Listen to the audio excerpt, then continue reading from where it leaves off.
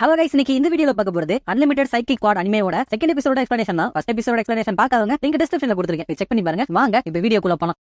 போன எபிசோட்லயே பார்த்திருப்போம், அந்த ஹினோமியா இருந்துட்டு ஒரு அமெரிக்காவோட பையன் தான் ஹியோபோவோட அந்த பேண்டா ஆர்கனைசேஷன் வந்து சேர்ந்திருப்பான். அப்ப அவன் இருந்துட்டு ஸ்னைப்பரை வச்சுக்கிட்டு யாருக்கோ ஒருத்தங்களுக்கு குறி வச்சிட்டு இருக்கான். பார்த்தா அவன் ஹியோபுக்கு தான் குறி வச்சிட்டு இருக்கான். அது மட்டும் இல்லாம ஹியோபோ அவன் ஷூட்டும் பண்ணிடுறான். அதுக்கப்புறம் இப்ப நடக்கிறதுக்கு முன்னாடி நடந்ததை காமிக்கிறாங்க. அப்போ அவன் வந்துட்டு அந்த பேண்டரால சேர்ந்து கிட்டத்தட்ட ஒரு வாரம் ஆயிடுச்சு. அப்போ ஒரு பொண்ணுக்கு பாடி லோஷன் தடவதுக்காக போறான். அந்த பொண்ணு ரெண்டு அங்க என்ன பண்ற, சீக்கிரவா அப்படின்னு சொல்ல அவன் பக்கத்துல போக போக அந்த பொண்ணுக்கு தலை வலிக்குது. வந்துட்டு வேணாம் வேணாம் நிறுத்து, நீ திரும்பி போயிரு, இந்த கோட்டை தாண்டி வராத அப்படின்னு சொல்ல அப்போ டக்குனு ஹியோபோ இருந்துட்டு அவன் பின்னாடி டெலிபோர்ட் ஆகி வந்து அவன் அங்க இருக்கிற ஸ்விமிங் பூல்ல தள்ளி விட்டாரான். அப்ப ஹியோபோ இருந்துட்டு அவளை நீ அந்த மாதிரி உத்து பார்க்க கூடாது, அது கிட்டத்தட்ட கிரிமினல் பண்றது தெரியுமா அப்படின்னு கேட்க, ஆமா போ அத ஒரு நெஜ கிரிமினல் நீ சொல்றியா அப்படின்னு இனோமியா கேட்க, அவன் இருந்துட்டு மறந்துட்டியா, நீயும் இப்ப எங்கல ஒருத்தன் தான், உனக்கு இன்னும் கொஞ்சம் செல்ஃப் அவேர்னஸ் வேணும்னு நினைக்கிறேன், சரி மத்தவங்க வெளியே வாங்க அப்படின்னு சொல்ல அங்க ஸ்விமிங் பூல்ல இருந்தவங்க வெளியே போயிடுறாங்க. அதுக்கப்புறம் அங்க ஒரு ஷார்க்கை விட்டு உன்னோட ஸ்விமிங் டேலண்ட் அதிகரிக்கும், உன்னோட செல்ஃப் அவேர்னஸ் அதிகரிக்கும், இந்த ஷார்க்கு கூட கொஞ்சம் ஸ்விம் பண்ணு அப்படின்னு அது கூட ஸ்விம் பண்ண விட்டுறாங்க. அதுக்கப்புறம் இதுக்கு முன்னாடி நடந்ததை காமிக்காங்க. அதாவது ஒரு வாரத்துக்கு முன்னாடி அவன் இன்ட்ரோடியூஸ் பண்றப்ப எல்லாத்துக்கும் ஒரு ஆளை இன்ட்ரோடியூஸ் பண்ண போறான். இதன் பேர் தான் ஆண்டி ஹினோமியா. உன்னோட பவர் என்னன்னா அப்படின்னு சொல்ல வரான். அதுக்கு டெமான்ஸ்ட்ரேட் பண்ணி காமிச்சலாம் அப்படின்ட்டு அந்த மொமட்டாரா கிட்ட சொல்ல அந்த மொமட்டாரோ இருந்துட்டு அதாவது அந்த அணில இருந்துட்டு இவனை அதோட பவர் வச்சு அட்டாக் பண்ணுது. பட் ஏற்கனவே நடந்த மாதிரி அந்த பவர்லாம் பக்கத்துல போகும்போது அப்படியே மறைஞ்சு போயிருது. மாகி இருந்துட்டு எல்லா பவர் மறந்து போச்சா, அப்ப என்ன ESP பவர்ஸ் நெக்லெக்ட் பண்றானா, அதாவது அந்த பவர்ஸ் எல்லாம் கேன்சல் பண்ணிடுறானா அப்படின்னு கேட்க, ஆமா மாகி கரெக்டா சொன்ன, சீக்கிரமா நீ புரிஞ்சுக்க, சரி வெறி முடிஞ்ச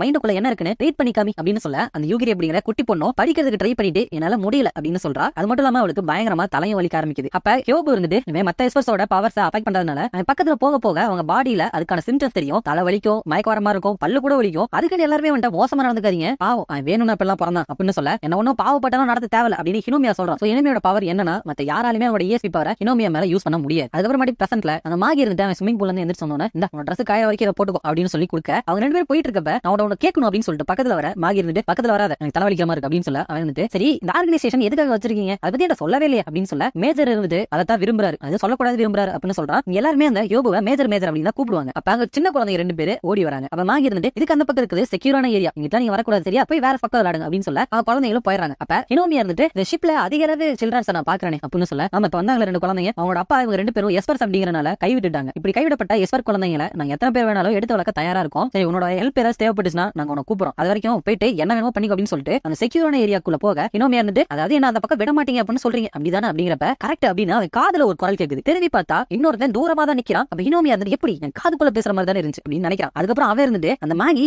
ரொம்பவே சாஃப்டானவர், உனக்கு ஏதோ சொல்லு, ஆனா நான் அப்படி இல்ல, புது பையன் தானே, ஒழுங்கா தரையெல்லாம் தொடங்கிற வேலை எப்பாரு, இந்த வேலையெல்லாம் முடிச்சுட்டு போயிட்டு எனக்கு ஐஸ்கிரீம் வாங்கிட்டோம் அப்படின்னு சொல்ல நான் எங்க இருந்து போய் அதை கண்டுபிடிக்க அப்படின்னு சொல்ல நீ எஸ்பர் தானே கண்டுபிடி, ஓ மன்னிச்சிரு உனக்கிட்ட எந்த ஒரு யூஸ்ஃபுல் எபிலிட்டி இல்ல அப்படின்னு சொல்றான். அதுக்கப்புறம் மறுபடியும் அவனோட அந்த ஏஜென்சி கிட்ட போய் ரிப்போர்ட் பண்றான். அப்ப ஹினோமியா இருந்துட்டு எனக்கு ஃபுல்லா வேலை தான் பார்த்தேன், இந்த ஆர்கனைசேஷன் பார்த்தா எனக்கு ஒன்னும் அவ்வளவு சீரியஸா இருக்கிற மாதிரி தெரியல அப்படின்னு சொல்ல அங்கிட்டு இருக்கிறவர் இருந்துட்டு அப்புறம் நீ தான் இந்த விஷயத்தை சீரியஸா எடுத்துக்கலன்னு நினைக்கிறேன் ஹினோமியா, இந்த பேண்டா ஆர்கனைசேஷன் தான் இந்த உலகத்திலேயே இருக்கிற பெரிய எஸ்பர் கிரிமினல் ஆர்கனைசேஷன், அவங்க இல்லீகலா என்ன பண்றாங்கன்னு தெரியுமா அப்படின்னு சொல்ல ஆல்ரெடி என்னோட மெமரியில அதை இன்சர்ட் பண்ணிருக்காங்க அப்படின்னு சொல்ல அப்புறம் என்ன போயிட்டு உன்னோட வேலையை முடிக்கிற வழியை பாரு, அதோட இடத்தை கண்டுபிடிச்சோன்னு எனக்கு ரிப்போர்ட் பண்ணு அப்படின்னு சொல்றாரு. சோ ஹினோமியா இருந்துட்டு ஏதோ ஒரு பொருளை தேடி தான் இந்த பேண்டா ஆர்கனைசேஷனுக்குள்ள வந்திருக்கான். அப்போ மாகி இருக்கல அவன் வந்துட்டு ஹினோமியாவோட பேக்ரவுண்ட்ல படிச்சு பார்த்து நான் ஃபுல்லா செக் பண்ணி பார்த்துட்டேன், நார்மலா தான் இருக்கு, இருந்தாலும் சில இடத்துல சந்தேகப்பட்டபடியா தான் இருக்கு அப்படின்னு சொல்ல ஹியோபோ இருந்துட்டு சாதாரணமே அப்படிதான் இருக்கும் அப்படின்னு சொல்லிட்டு அங்க பார்ல உட்காந்து சரகடிக்காம பால் குடிச்சிட்டு இருக்கான். அவன் இருந்துட்டு பால் குடிச்சாதான் நல்லா யூத்தா இருக்க முடியும், இல்லனா நரமுடி அதிகமாயிரும் அப்படின்னு சொல்ல மாகி இருந்துட்டு நீங்க என்ன வேணாலும் சொல்லுங்க, ஆனா என்னால அந்த ஹினோமியாவை நம்ப முடியாது, அதனால எந்த ESP யூஸ் ஆக மாட்டேங்குது, அதனால அவன் டெலிபதி யூஸ் பண்ணி அவனோட பேக்ரவுண்ட் தெரிஞ்சுக்க முடியல அப்படின்னு சொல்ல ஹியோபோ இருந்துட்டு இன்னொரு டஃபான இன்வெஸ்டிகேட்டர் தான் மாகி, எனக்கு அவன் போர் அடிக்கிற மாதிரி இருக்கா, அதனால அடுத்த ஜாபுக்கு அவனை கூட்டிட்டு போலாம் அப்படின்னு சொல்றான். சோ அவங்க அடுத்த ஜாப்க்காக அங்க இருந்து சின்ன போட்ல போயிட்டு இருக்காங்க. அதுவும் அந்த வாட்டர்லாம் இருக்கிற மாதிரி ஒரு இடத்துக்கு போறாங்க, சீக்ரெட் இடம் அங்க இருக்கு. அங்க போயிட்டு பாக்குறப்ப பார்த்தா போன எபிசோட்ல அந்த பிரிசன்ல பேண்டா அப்படிங்கிற ஒரு ஃபுட்டை ஹியோபோ வச்சிருப்பால அது இருக்கு. அப்ப ஹினோமியா வந்து பக்கத்துல இருக்கிற தரக்கு பாட்டு எடுத்து பாக்க அதுலயே பேண்டான்னு லேபிள் ஒட்டி இருக்கு. இன்னொரு இடத்துல ஒரு பாடகாஸ்டோ மியூசிக் காஸ்டோ அதுலயே உங்களோட லேபிள் ஒட்டி இருக்கு. அப்ப அவன் இருந்துட்டு சீரியஸா நீங்களா சீக்ரெட் அண்டர் கிரவுண்ட் ஆர்கனைசேஷன் தானே, எதுக்கு இப்படி லேபிள் ஒட்டி வச்சிருக்கீங்க அப்படின்னு கேட்க அந்த பொண்ணு ரெண்டு அங்க வந்து எல்லாத்தாலையும் விருப்பப்படுற ஒரு எஸ்பர்ஸ் அதோட மோட்டோ அப்படின்னு சொல்ல சீரியஸா இந்த விஷயங்கள் தான் பண்ணிட்டு இருக்கீங்க அப்படின்னு பக்கத்துல பாக்குறப்பதான் அவங்க வெப்பன்ஸை ஸ்மக்லிங் பண்ணிட்டு இருக்காங்க. அது மட்டும் இல்லாம ஸ்டாச்சுஸும் வச்சிருக்காங்க,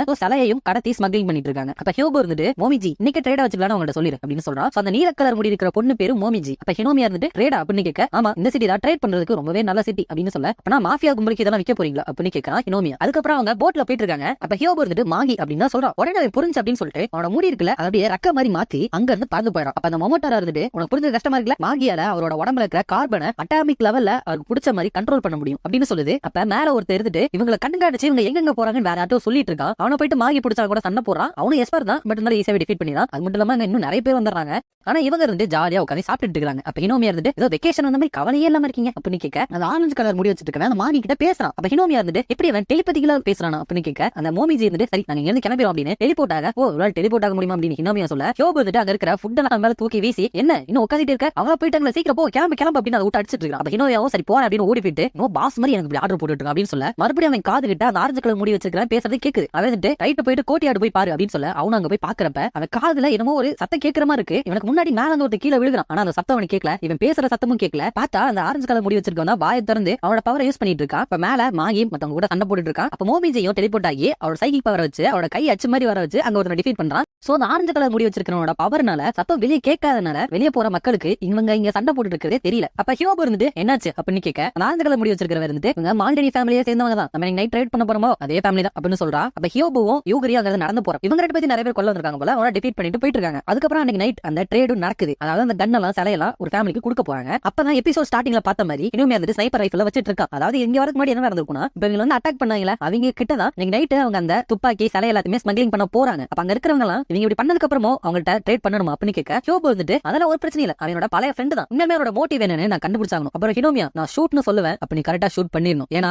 ஏமாத்துறவங்களுக்கு சாவுதான், அதுதான் எஸ்பர்ஸ்க்கு நடுவுல இருக்கிற சட்டம். இப்படி எங்களை ஒருத்தன் அப்படிங்கறனால கண்டிப்பா உன்னால சுட முடியும் அப்படிதானே அப்படின்னு கேட்கறான். சோ அதுக்காக தான் ஹினோமியா ஸ்னைப்பர் ரைஃபிள் வச்சிட்டு இருக்கான். அவன் இருந்துட்டு மட்டும் நான் அவங்க சொல்ற மாதிரி செய்யல, நான் ஸ்பை அப்படிங்கறத அவங்க கண்டுபிடிச்சிருவாங்க, சோ நான் சுட்டுதான் ஆகணும், அது வெறும் மாஃபியா கும்பல் தான், பட் இருந்தாலும் என்னால சுட முடியுமா அப்படின்னு யோசிச்சுட்டு இருக்க. அந்த ஆரஞ்சு கலர் முடி வச்சிருக்கான்ட்டு கான்சென்ட்ரேட் பண்ண அப்படின்னு மறுபடியும் உனோட காதுக்குள்ள பேசுறான். அப்ப மறுபடியும் முன்னாடி நடந்தத காமிக்கிறாங்க. அப்ப ஹியோபு இருந்துட்டு நான் ஷூட்னு சொல்றத யோ இருந்துட்டு உன் காதுல சொல்லுவான் அப்படின்னு சொல்றான். சோ அந்த ஆரஞ்சு கலர் முடி வச்சிருக்கான் பாத்தீங்களா, அவனோட பேரு யோ. அப்ப ஹினோமியா இருந்துட்டு அம்மா அவன் எப்படி சொல்லுவான் அப்படின்னு கேட்க, மாகி இருந்துட்டு இவனால சவுண்ட் வேவ்ஸை கண்ட்ரோல் பண்ண முடியும், அதனால யார் எங்க பேசினாலும் அது இவனோட காதுக்கு கேட்கும், அதே மாதிரி இவனோட வாய்ஸையுமே இவனால நிறைய தூரம் ப்ரொஜெக்ட் பண்ண முடியும் அப்படின்னு சொல்றான். சோ இதனால தான் அவன் சவுண்ட் வேவ்ஸை கண்ட்ரோல் பண்றதுனால அங்க இருக்கிற சவுண்டை கேன்சல் பண்ண முடியுது, அதே மாதிரி யார் தூரத்துல பேசினாலும் கேக்குது, இவனாலுமே யார் தூரத்துல இருந்தாலுமே இவனோட வாய்ஸை அவங்க கால்ல ரீச் பண்ண வைக்க முடியுது. அப்ப அவங்க ட்ரேட் பண்ண போறாங்களா, அந்த மாஃபியாவோட லீடர் இருந்துட்டு உன்னை பார்த்து 50 வருஷத்துக்கு மேல ஆச்சு யோபு கியோஸ்கே, உன்னை ஃபர்ஸ்ட் பார்த்தப்ப இது என்ன 1942 நினைச்சேன், டைம் ரொம்ப வேகமா போயிடுச்சுல அப்படின்னு சொல்ல, அந்த யோ இருந்துட்டு ஹினோமியா காதுல அவங்க ரெண்டு பேருக்குமே ஒரே வயசு தான் அப்படின்னு சொல்றான். ஹினோமியா இருந்துட்டு இந்த மிஷனுக்கு வரதுக்கு முன்னாடி யோபுவோட ஃபைல்ஸ் எல்லாம் பாக்குறப்ப அவன் வந்துட்டு வயசாகிறதுக்கு காரணமான நம்ம குரோமோசோம்ல இருக்கிற டாலோமியர் அப்படிங்கறத மேனிபுலேட் பண்ணி அவனுக்கு வயசாகாத மாதிரி பாத்துட்டு இருந்திருக்கான். அவன் உண்மையுமே பிறந்தது வந்துட்டு 1930களில் அவன் வேர்ல்டு வார்ல எல்லாம் பங்கேற்று இருக்கான், இம்பீரியல் ஆர்மியிலே சேர்ந்திருக்கான், அதாவது ஆர்மியில இருந்திருக்கான். அவன் கடைசியா மிலிட்டரியில இருந்த ஸ்டேட்டஸ் வந்துட்டு மேஜர். சோ நம்ம யோபு கியோஸ்கே இருந்துட்டு ஒரு தாத்தா. அப்ப அந்த மாஃபியா லீடர் இருந்துட்டு ஒன்ன மாதிரி இல்ல யோபு, எனக்கு ரொம்பவே வயசாயிட்டு போகுது, உடம்புல டயர்ட் ஆகுது அப்படின்னு சொல்ல, மாகி இருந்துட்டு நம்ம நினைச்ச மாதிரி நம்மள ஏமாத்திட்டாங்க அப்படின்னு சொல்ல, அப்ப உடனே யோபு இருந்துட்டு ஷூட் அப்படின்னு சொல்ல, அதை யோ கேட்டு ஹினோமியா காதுல ஷூட் அப்படின்னு சொல்றான். பட் இவன் அந்த ட்ரிக்கர் அழுத்துறதுக்கு ரொம்பவே தயங்குறான், கடைசி சுடவே இல்ல. டக்குன்னு அந்த மாஃபியா லீடர் கிட்ட இருந்தவங்க கன்னை எடுத்து யோபுவை சுட்டானுங்க. அப்ப அங்க சுடுறவங்களுக்கு அவங்க எல்லாருமே யோபு மாதிரி தெரிஞ்சு ஒருத்தவங்க சுட்டு செத்துக்கிறாங்க. அப்ப யோபு மாகி பின்னாடி வந்துட்டு யோபு இருந்துட்டு ஸ்ட்ரெஸ் ஆனா வேணா நம்ம பவர் கொஞ்சம் தூரம் எக்ஸ்டெண்ட் ஆகுது போல அப்படின்னு சொல்றான். அதாவது ஹினோமியா கொஞ்சம் ஸ்ட்ரெஸ் ஆனா அவனோட அந்த ESP கேன்சல் பண்ற பவரோட ரேஞ்சும் அதிகமாகுது. அப்ப அவன் வந்துட்டு மாகி கிட்ட இப்ப நினைக்கிற அப்படின்னு கேட்க, மாகி இருந்துட்டு வெல்ல அவன் நம்ம சொன்ன பிளான் படியே நடந்துக்கிட்டான்,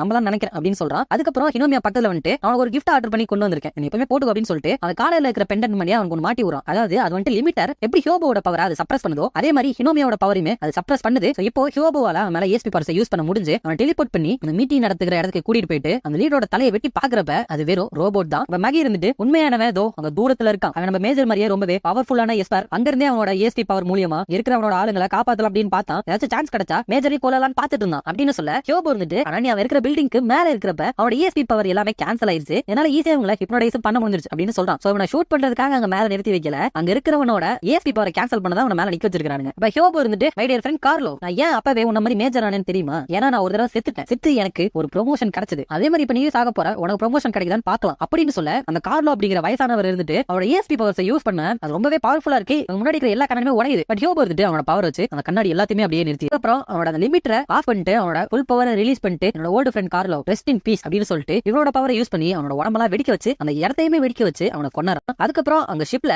மாகி இருந்துட்டு யூகிரி கிட்ட, யூகிரி அவன் லிமிட்டர் போட்டிருக்கான், அதனால உன்னால டெலிபதி மூலமா அவனோட மைண்ட படிக்க முடியும், முடிஞ்சா படிச்சு பாரு அப்படின்னு சொல்ல, யூகிரி இருந்துட்டு மேஜர் சொன்னாரா, நான் எப்பவுமே மேஜர் சொல்ற ஆர்டர் மட்டும் தான் கேட்பேன் அப்படின்னு சொல்லிட்டு அங்க வந்து போயிடறா. அதுக்கப்புறம் அங்க ஜெயிச்சதுக்காக பார்ட்டி நடக்குதுன்னு நினைக்கிறேன். அந்த மொமெண்ட் அவன் யோ கையில மைக்க கொடுக்க அவன் பாரவும் அங்க இருக்கிற ஸ்பீக்கர் எல்லாமே வெடிச்சு போயிருது. அப்ப மோமிஜி இருந்துட்டு மறுபடியும் பண்ணிட்டியா, உன்னால காதுச்சதே கிழிச்சிரும் போல அப்படின்னு சொல்லிட்டு சண்டை போட்டுட்டு இருக்க. அங்க ஹியோபு வந்துட்டு என்ன அவங்க பாத்துட்டு இருக்க, இப்படி சைல்டிஷா இருக்காங்கன்னா நம்ம ஒன்னும் சாதாரண கிரிமினல் ஆர்கனைசேஷன் கிடையாது, அதுக்கும் மேல அப்படின்னு சொல்ல, அப்படின்னா நம்ம உண்மையான யாரு அப்படின்னு கேட்க, ஹியோபு இருந்துட்டு யாருக்கு தெரியும் உனக்கு தெரிஞ்சுக்கணும் அப்படின்னு கேட்க, ஆமா எனக்கு எல்லாமே தெரிஞ்சுக்கணும் அப்படின்னு அவன் சொல்ல, அவன் சொல்லாம முதல்ல டோஸ்ட் பண்ணலாம் அப்படின்னு சொல்லிட்டு எல்லாரும் சியர்ஸ் சொல்லிட்டு குடிக்கிறாங்க. ஆனா அவன் ஹினோமியாக்கு கொடுத்தது அவன் குடிக்கிற மாதிரியே பால். அதுக்கப்புறம் மோனாக் அப்படிங்கிற ஒரு கிங்டம்ல ரெண்டு பேர் வந்து ஹெலிகாப்டர்ல இறங்குறாங்க. ஒரு தெரிஞ்சு இந்த கிங்டம் ஆஃப் மோனார்க்கா நிறைய அழகான பொண்ணுங்களா இருப்பாங்க போல அப்படின்னு சொல்ல, இன்னொரு தெரிஞ்சுட்டு இங்க நம்ம வேற விஷயமா தான் வந்திருக்கோம், மறந்துடாது அப்படின்னு சொல்றான். அதோட இந்த எபிசோட முடிச்சிடறாங்க. இந்த வீடியோ பிடிச்சிருந்தா மறக்காம லைக், ஷேர் அண்ட் சப்ஸ்கிரைப் பண்ணிருங்க. உங்களை நான் அடுத்த வீடியோல பாக்குறேன்.